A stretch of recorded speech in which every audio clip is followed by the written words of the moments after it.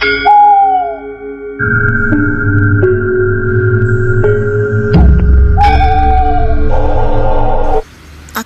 perjanjian dengan setan yang ditulis oleh Om Ras. Yang ingin membacanya langsung bisa di Twitter beliau. Nanti link saya sertakan di deskripsi.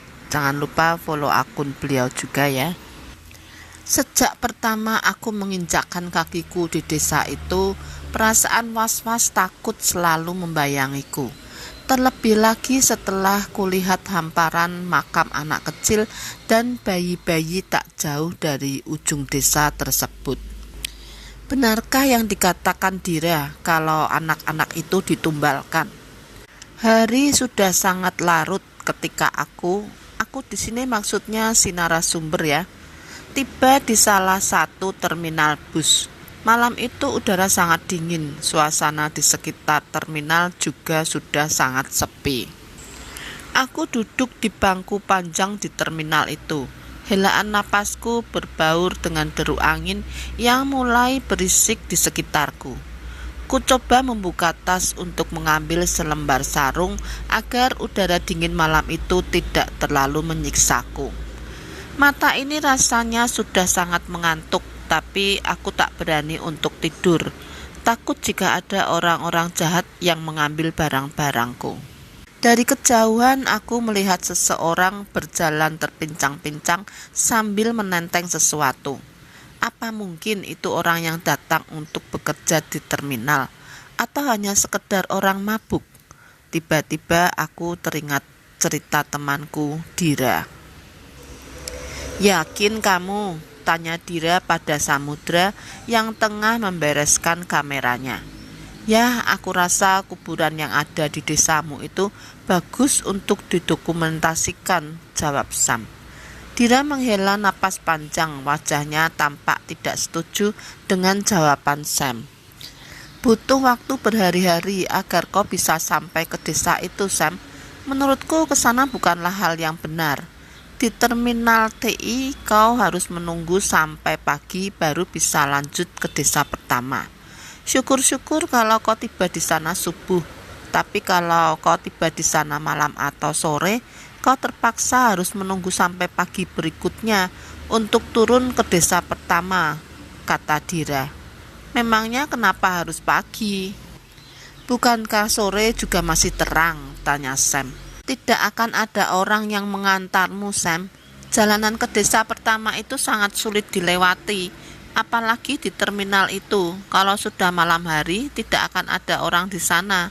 Karena dulu pernah ada cerita kalau penjaga terminal tewas dibunuh oleh orang yang tidak dikenal. Dan semua uang dan barang berharga lainnya diambil habis," jawab Dira. "Tapi aku penasaran, Dir. Dan jika aku berhasil mendokumentasikan kuburan-kuburan anak kecil itu, kemungkinan aku bisa jadi orang terkenal. Wajahku akan terpampang di koran-koran lokal. Apalagi kalau aku bisa menguak semua cerita asli dari sana. Aku yakin pasti akan banyak produser-produser yang mau memfilmkan perjalananku," ujar Samudra dengan wajah yang sangat cerah. "Aku tidak setuju kau ke sana. Aku yang dari kecil dibawa pindah dari sana saja sudah tidak ingin menginjakkan kakiku ke desa jahanam itu lagi," bentak Dira. "Kau terlalu tinggi menghayal, Sam. Tidak akan ada orang luar yang percaya dengan ceritamu," lanjut Dira. "Jika memang nanti tak ada yang tertarik dengan apa yang kudapat dari desa itu, aku tidak mengapa gagal. Tapi setidaknya aku pernah berusaha," balas Samudra membentak. "Aku menyesal menceritakan semuanya padamu, Sam," teriak Dira lalu melangkah pergi meninggalkan Samudra. Kilas ingatanku sebelum pergi melintas di ingatan. Sesaat aku kembali melihat ke seseorang yang tadi kulihat berjalan ke arahku. Deg-deg, jantungku seketika berdegup tak karuan. Orang yang kulihat tadi sudah tidak ada di sana. Apakah itu hanya delusi? Aku mencoba memukul-mukul kepalaku untuk segera menyadarkan diri ini dari ketakutan. Beberapa saat kemudian aku kembali tenang. Itu hanya orang gila, hanya orang gila. Gumamku mencoba menghilangkan ketakutan. Aku kembali menoleh kiri dan kanan, berharap ada seseorang yang bisa diajak mengobrol. Namun terminal itu begitu sepi, hanya dengungan nyamuk dan jangkrik yang terus bernyanyi di sekitar tanaman. Aku mengeluarkan sebatang rokokku. Namun saat sebatang rokokku sudah kuselipkan di bibir, ternyata koreknya hilang entah di mana. Aku mendengus kesal kala itu, berpacu dengan ketakutan. Aku mengambil Alkitab yang kubawa di dalam tas. Kupeluk Alkitab itu, berharap delusiku menghilang. Akan tetapi suara-suara tawa di kejauhan tiba-tiba saja terdengar. Riuh gelak tawa itu membuatku hampir menangis. Sekitar pukul 4 dini hari, orang-orang yang bertugas di terminal mulai datang, diiringi oleh para pedagang di terminal itu. Aku tersenyum tipis akhirnya setelah sekian lama menunggu. Dengan dipacu ketakutan tadi, aku bisa bernapas lega sekarang. Mau kemana? Kok sudah ada di sini subuh-subuh begini? Tanya seorang penjaga terminal. Mau ke desa S, Pak? Jawabku singkat sambil tersenyum. Lelaki berusia 40 tahunan itu mengerutkan keningnya. Memangnya tujuanmu ke sana untuk apa? Tanya penjaga terminal. Sebenarnya saya ingin ke desa D, Pak. Ada yang harus saya cari tahu di desa itu, jawabku terbata-bata. Begini, bukannya saya melarang, tapi kalau tujuanmu hanya sekedar bermain-main, lebih baik urungkan niatmu itu. Warga desa itu sangat sensitif dengan orang-orang baru. Kau pasti akan diusir sebelum kau sampai ke sana, ujar si penjaga terminal. Maaf Pak, bukannya saya tidak percaya, tapi saya rasa warga desa itu tidak seburuk yang Bapak katakan, jawab Samudra. Itu terserah kamu, kalau kamu mau lanjutkan ya silakan. Saya memberitahu apa yang saya tahu, tidak kurang dan tidak lebih. Satu hal lagi, ini Kalimantan. Kepercayaan orang-orang di sini bukan untuk dipermainkan, ujar si penjaga terminal sembari berjalan menjauhi Samudra. Saat pagi telah tiba, Samudra mencari-cari warung nasi di sekitar terminal. Perutnya sudah sangat lapar saat itu. Bu, pesan nasinya seporsi sama teh hangat ya, kata Samudra memesan makanan saat berada di salah satu warung nasi. Sam meletakkan tasnya dengan sangat hati-hati di atas bangku di sebelahnya. Seorang laki-laki berambut gondrong acak-acakan duduk tak jauh darinya. Lelaki itu nampak memperhatikan gerak-gerik Sam. Sam yang sadar diperhatikan lalu melemparkan senyum dan mengangguk ramah. Mau kemana? Tanya lelaki itu dari logat suaranya. Bukanlah berasal dari Pulau Kalimantan. Mau ke desa D, jawab Sam singkat. Sama siapa? Tanya lelaki itu lagi. Sendirian Kak? Om, Mas, jawab Sam gelagapan. Jawaban Sam malah mengundang gelak tawa si lelaki gondrong. Saya ini asli Kalimantan, cuma sudah 15 tahun di Jawa. Oh ya, kenalkan aku Ipul, nama lengkapnya Muhammad Saiful Hadi Wijaya, ujar si lelaki gondrong. Saya Samudra. Anak mana? Tanya Ipul. Berau Kak. Mas, jawab Sam. Wah, jauh sekali dari Kaltim ke sini. Memangnya mau cari apa di desa D? Ujar Ipul nampak terkejut saat mengetahui Sam dari mana. Mau menguak cerita misteri di sana, Kak? Mas. Kak, Mas, risih aku. Panggil saja aku Ipul. Lagian aku belum pernah nikah sama kakakmu, ujar Ipul dengan nada bercanda. Ini makanannya, ujar si ibu pemilik warung memotong pembicaraan mereka berdua. Terima kasih. Coba jelaskan lebih detail. Memangnya cerita misteri apa yang mau kau kuak di sana? Hantu selendang, hantu janji, atau apa? Ujar Ipul kembali bertanya. pesugihan yang menumbalkan bayi-bayi baru lahir, bisik Sam sambil mengunyah nasinya. Apa? Masa ada cerita seperti itu?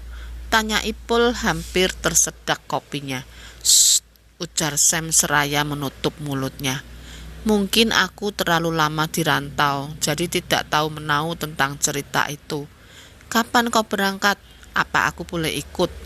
Kebetulan aku punya pickup, kata Ipul sambil tersenyum. Samudra mengerjap-ngerjapkan matanya. Bagaimana ya? Masalahnya, aku tidak enak untuk mengatakannya. Katakan saja, ada apa? Kau tahu, aku juga sangat penasaran dengan kebenaran ceritamu itu. Kita itu berbeda. Hahaha, bicara apa kau ini? Sudah jelas kita berbeda. Berbeda dari segi usia, wajah, dan bentuk tubuh. Jawab saja, jangan bertele-tele. Apa aku boleh ikut? Agamamu dan agamaku berbeda. Aku takut jika kau berteman denganku, aku akan merusak imanmu. Astaga, kau ini dasar bocah gemblung. Apa di sekolah kau tidak diajari toleransi? Perbedaan itu hal yang wajar. Berteman dengan siapapun tidak masalah, ujar Ipul seraya menepuk pundak Sam. Samudra mengurut-ngurut tenggorokannya karena tanpa sengaja ia menelan tulang ikan peda karena tepukan keras dari Ipul. Ini minum dulu, ujar Ipul sembari memberikan air putih pada Sam. Bagaimana? Apa aku boleh ikut? Tanya Ipul lagi. Ya, kalau kau mau, mengapa tidak? Jawab Sam sambil tersenyum. Rasa sakit di tenggorokannya masih terasa. Lalu Ipul mengambil nasi dari piring Sam dan menggumpal-gumpalkannya. Setelah nasinya berbentuk bulat, Ipul menyuruh Sam langsung menelan nasinya tanpa dikunyah, agar tulang ikan yang menyangkut di tenggorokan Sam melekat pada nasi. Dan benar saja, rasa sakit akibat tulang ikan peda tadi sudah hilang. Terima kasih ya, ucap Sam. Setelah makan dan membeli beberapa bungkus Indomie, mereka berdua pun pergi. Ini pickupku. Tunggu, kamu yakin tahu jalan menuju ke desa itu? Iya, sebenarnya itu bukan desa. Lagi pula dulu tempat itu tidak termasuk ke dalam daftar desa yang ada di kabupaten ini. Loh, kalau bukan desa, apa namanya? Di sana memang banyak orang yang tinggal, tapi tidak sebanyak desa sungguhan. Orang-orangnya pada pindah ke desa-desa yang lebih maju. Ya sudahlah, daripada aku rugi, lebih baik kita langsung saja ke sana. Perjalanan pun dimulai. Samudra akhirnya bisa tidur meski kadang-kadang kepalanya harus terbentur-bentur karena jalan yang rusak. Menjelang malam mereka berdua sampai di desa pertama. Kita tidur di dalam sini saja dan makan apa yang kita punya, tidak usah keluar, ujar Ipul. Kenapa? Tanya Sam. Katanya desa ini sebagian warganya punya minyak racun. Makanya jangan membeli apapun di sini, jawab Ipul. Minyak racun di sini bukan berarti dimasukkan ke dalam makanan, tapi biasanya dioleskan ke mangkuk, gelas, atau makanannya langsung.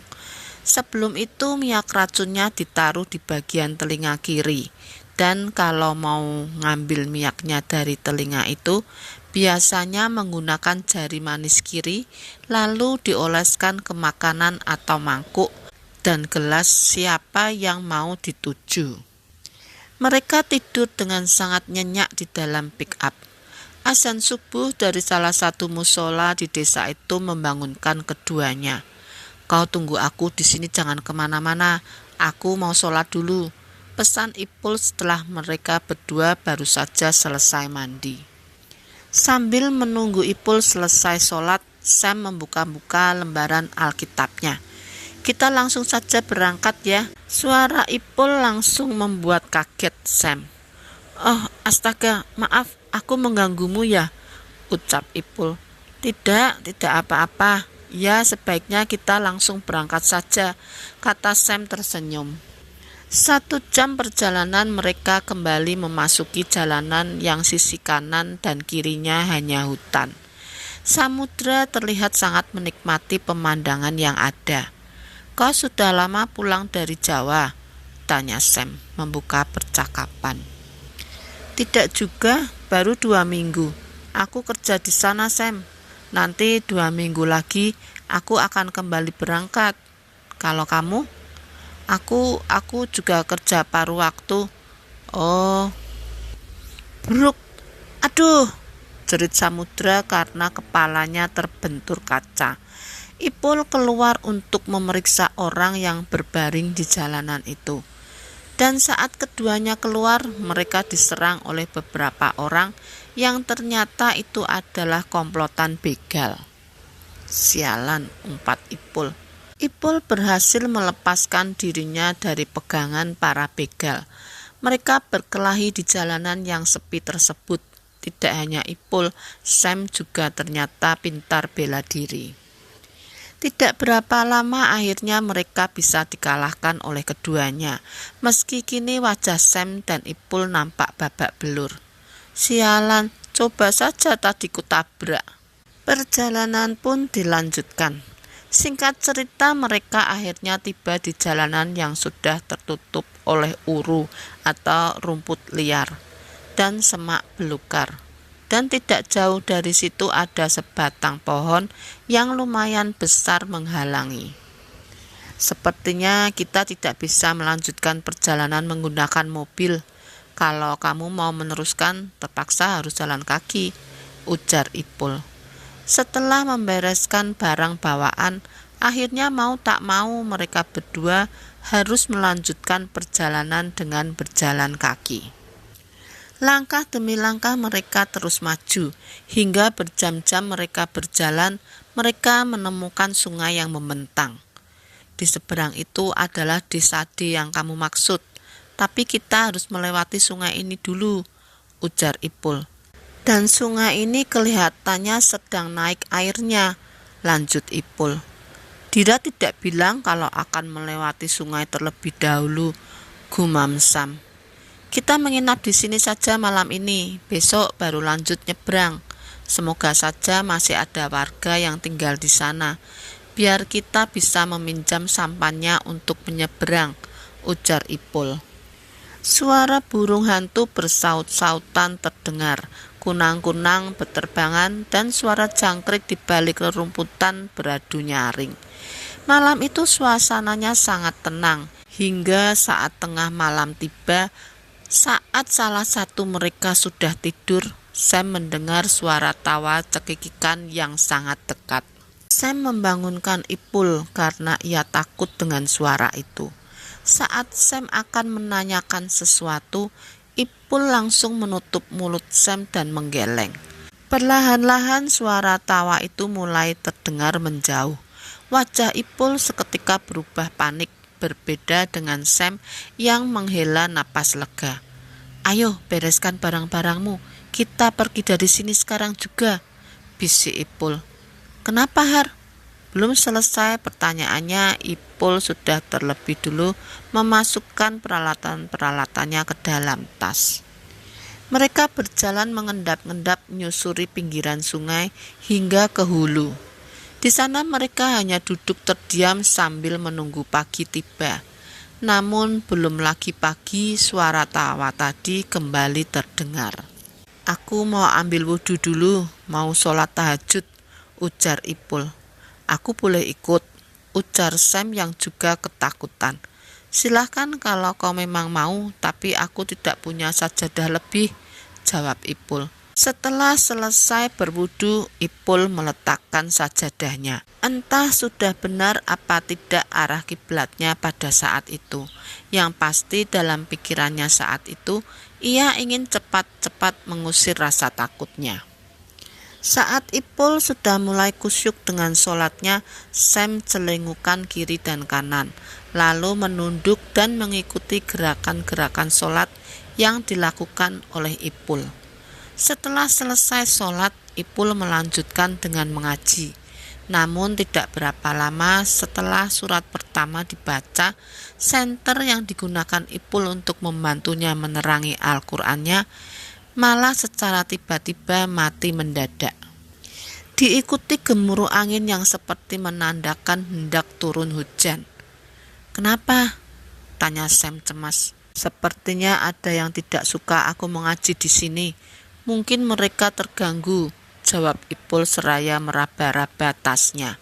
Dan setelah Al-Qur'annya dimasukkan ke dalam tas, senter yang tadinya tidak mau menyala akhirnya kembali menyala, meskipun masih blab-blib tidak karuan. Mereka berdua terdiam duduk menunggu pagi. Tak ada seorang pun di antara mereka berdua yang tertidur. Dan akhirnya pagi yang ditunggu-tunggu pun sudah mengusir gelap. Perut keduanya juga sudah terasa lapar, dan akhirnya mereka memutuskan untuk mencari buah-buahan di sekitar. Karena pada saat itu hutan masih sangat lebat, jadi mereka sangat mudah mencari buah-buahan. Ada banyak sekali buah layung, dan mereka pagi itu memakan buah hasil temuannya dengan sangat lahap. Namun karena kebanyakan memakan buahnya, Sam mulai merasakan pusing di kepalanya. "Kepalaku pusing," ujar Samudra. "Kau kebanyakan makan layungnya, Sam. Bawa minum air, nanti juga sembuh sendiri," kata Ipul menenangkan teman barunya itu. Mendengar perkataan Ipul, Samudra meminum air sungai dengan jumlah yang sangat banyak. "Bukan minum air sebegitu banyak juga, Sam. Maksudku meminumnya yang sewajarnya saja," tegur Ipul. "Kelihatannya tidak ada seorang pun yang ada di sekitar sini, Sam. Terpaksa kita harus berenang untuk mencapai seberang sungai," ujar Ipul. Tapi karena keadaan Sam yang sudah terlalu mabuk akibat kebanyakan buah layung, akhirnya Ipul terpaksa harus membuat rakit dari gadang pohon pisang. Setelah jadi, dia meletakkan tas miliknya dan milik Sam ke atas rakit. Sam juga disuruhnya untuk naik ke atas rakit, sementara Ipullah yang akan menarik rakit itu sampai ke seberang sungai. Saat ia sudah berada di dalam air, tangannya terus berpegangan pada rakit dan mencoba mendorongnya ke seberang sungai. Dengan penuh perjuangan, akhirnya dia berhasil sampai ke seberang sungai. Napasnya ngos-ngosan. Sam, kita sudah sampai di seberang," ujar Ipul. Hampir pukul 3 sore barulah Samudra sadar dari mabuk buahnya. Tubuhnya nampak sangat lemas karena terlalu banyak muntah. Tapi untungnya rasa pening di kepalanya sudah agak menghilang. Jadi mereka bisa melanjutkan naik ke atas menuju desa. Kameranya mulai dinyalakan. Di awalan video dia memperkenalkan Ipul dan juga dirinya sendiri. Samudra tertegun, jantungnya berdegup tak stabil saat melihat banyak sekali makam-makam kecil di sana. Makam-makam itu tak bernama, nisannya pun hanya terbuat dari balokan. Ini makam yang diceritakan Dira," gumam Sam.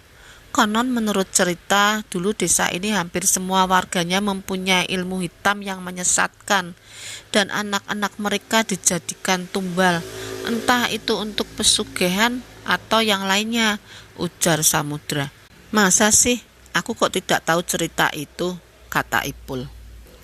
Lalu setelah beberapa saat mengelilingi dan merekam makam-makam tersebut, mereka berdua melanjutkan perjalanan ke arah desa. Dan ternyata yang dikatakan Ipul memang benar, kalau tempat itu bukanlah desa sungguhan. Rumah-rumah yang ada di sana juga sudah banyak yang kosong, bahkan beberapa di antaranya sudah rata dengan tanah. Setelah mengelilingi tempat tersebut, mereka menemukan sebuah rumah yang dihuni oleh seorang kakek tua. Kakek tua itu tidak bisa berbahasa Indonesia. Ipul dan Sam sempat kewalahan dalam mengartikan perkataan si kakek. "Tolong tanyakan kenapa banyak kuburan anak kecil di pemakaman itu, Pul," ujar Sam sembari masih memegangi kameranya. Katanya itu kuburan anak-anak kecil di desa ini yang dulu terserang penyakit muntaber. Satu persatu anak-anak di desa meninggal karena terserang penyakit tersebut. Beliau bilang kalau ada salah seorang warga di sini juga yang membawa penyakit itu dari desa besar dan akhirnya menular ke semua warga, terutama anak-anak. Mereka yang tidak mengetahui obat-obatan luar hanya bisa menunggu dan menyaksikan anak-anak mereka terserang sakit. Lanjut Ipul. Tanyakan juga apa itu ada hubungannya sama tumbal, tanya Sam lagi. Saat Ipul menanyakan seperti apa yang disuruh oleh Sam, raut wajah si kakek nampak berubah. Katanya orang-orang memang meyakini seperti itu, karena orang-orang itu dulunya lupa melakukan ritual sesembahan untuk makhluk di air. Ujar Ipul menerjemahkan perkataan si kakek. Lalu? Aku rasa ini memang penyakit, Sam. Masuk akal kalau muntaber memakan banyak korban anak-anak. Karena mereka memang sensitif, lagi pula orang-orang di sini tidak tahu menahu soal obat. Potong Ipul. Coba tanyakan lagi, Pul. Katanya makhluk air itu buaya penunggu sungai. Setahun sekali akan selalu ada korban tenggelam di aliran sungai ini. Dan untuk penggantinya dia menginginkan sesembahan. Lalu apa hubungannya dengan muntaber? Tanya Sam lagi. Karena mereka lupa melakukan ritual sesembahan, mungkin itu penyebabnya. Aku rasa tidak masuk akal. Kau pasti menyalahkan arti kata-kata kakek itu kan? Saat keduanya asik berdebat, tiba-tiba kepala Sam dilempari dengan sebilah kayu. Saat ia melihat ke sekelilingnya, ternyata tak jauh dari mereka ada 2 orang bapak-bapak membawa senapan. Karena pikiran mereka berdua sudah kemana-mana, akhirnya mereka berdua berlari menuju ke arah sungai. Mengetahui 2 bapak-bapak tadi masih mengejar mereka, akhirnya tanpa pikir panjang, Ipul dan Sam langsung terjun ke air dan segera menyeberang. Dengan susah payah dan mesti sedikit terbawa ke hilir, mereka berdua berhasil sampai di tempat awal mereka menyeberang tadi. Kameraku basah semua, begitupun Alkitabku, keluh Sam. Sama, bon hutangku di Jawa juga basah dan sobek-sobek, senter juga basah dan tidak bisa digunakan, sahut Ipul. Sam merasa menyesal sudah nekat datang ke tempat itu. Ia juga mengutuk habis-habisan kepada 2 bapak-bapak tadi yang sempat mengejar mereka tanpa tahu apa maksudnya. Alhasil mereka berdua terus berjalan mencari arah jalan mobil pick-up milik Ipul berada. Gelap semakin membatasi penglihatan keduanya. Beberapa kali mereka hampir jatuh karena tersandung akar-akar pohon. Namun meski begitu keduanya enggan untuk bermalam, karena menurut Ipul lebih aman jika mereka terus berjalan. Singkat cerita, dengan langkah yang sudah letih, akhirnya mereka berdua berhasil sampai ke tempat pick-up Ipul terparkir. Untuk beberapa saat saja mereka pun melesat menjauhi tempat tersebut. Di tengah perjalanan barulah Ipul menceritakan semuanya pada Sam. Kau tahu suara ketawa itu? Itu suara hantu beranak atau yang dalam bahasa Indonesianya kuntilanak. Jika suaranya terdengar dekat, artinya mereka jauh dari kita. Tapi kalau suaranya jauh, itu berarti mereka sangat dekat dengan kita. Makanya saat suaranya jauh tadi malam, aku melarangmu untuk menegur ataupun menanyakannya. Karena kalau disebut, mereka pasti akan langsung datang, ujar Ipul. Cantikkah mereka itu, Pul? Lalu kalau memang datang bagaimana? Tanya Sam.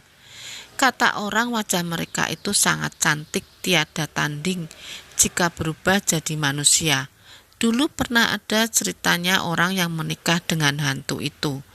Akhirnya laki-lakinya dibunuh oleh si hantu karena berniat beristri lagi. Dan kalau mereka mendatangimu saat di hutan, itu telurmu yang akan diambil oleh mereka. Hihihi. Membayangkannya saja aku sudah ngilu, Sam, ujar Ipul. Ah, itu si laki-lakinya yang goblok. Sudah punya istri cantik, hantu lagi. Malah mau main-main sama perempuan lain. Mendengar perkataan Sam, Ipul langsung memukul kepalanya dengan botol bekas air minum. Ipul mengantarkan Sam sampai masuk ke dalam bus. Hati-hati ya Sam, sampai jumpa. Jangan lupakan perjalanan kita ya. Sama itu saat kau mabuk buah layung, ujar Ipul sambil tertawa. Samudra pun ikut tertawa. Lalu saat penumpang mulai bernaikan, ia menyerahkan alamat rumahnya yang ia tulis di kertas rokok pada Ipul. Ini alamatku, simpan ya, nanti kalau ada waktu main-main ke Kaltim, ujar Sam. Iya pasti, doakan saja semoga tahun depan aku jadi triliuner biar bisa keliling dunia mengajakmu.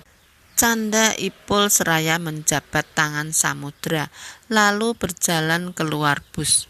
Saat bus sudah akan jalan, Samudra membuka kacanya dan memanggil Ipul. Pul, kamu salah, yang benar itu miliarder, teriaknya sambil melambaikan tangan pada Ipul. Bus semakin menjauh, ia melihat Ipul yang masih berdiri dan melambaikan tangannya hingga bus itu keluar terminal. Sam menyapu air matanya, ia sangat terharu. Setengah jam di perjalanan, Sam merasa agak bosan. Ia mulai membuka makanan-makanan yang dibelinya tadi dan juga membaca koran yang ada di kantong belakang kursi bus. Di halaman pertama ada berita lokal yang memberitahukan tentang maling yang ketangkap dan lain-lain. Sampai pada halaman berikutnya, Sam terperanjat saat melihat sebuah berita penemuan mayat tenggelam dengan ciri-ciri yang sama persis dengan Ipul. Jantungnya mulai berdetak tak karuan, bingung, takut, dan merasa tidak percaya campur aduk jadi satu. Apa benar itu Ipul, seorang teman baru yang dengan sukarela menemaninya mencari desa aneh itu? Selesai ceritanya sampai di sini. Terima kasih yang sudah menonton. Jika ada salah kata mohon maaf. Yang belum subscribe bisa langsung subscribe, like, dan komen agar channel aku terus berkembang.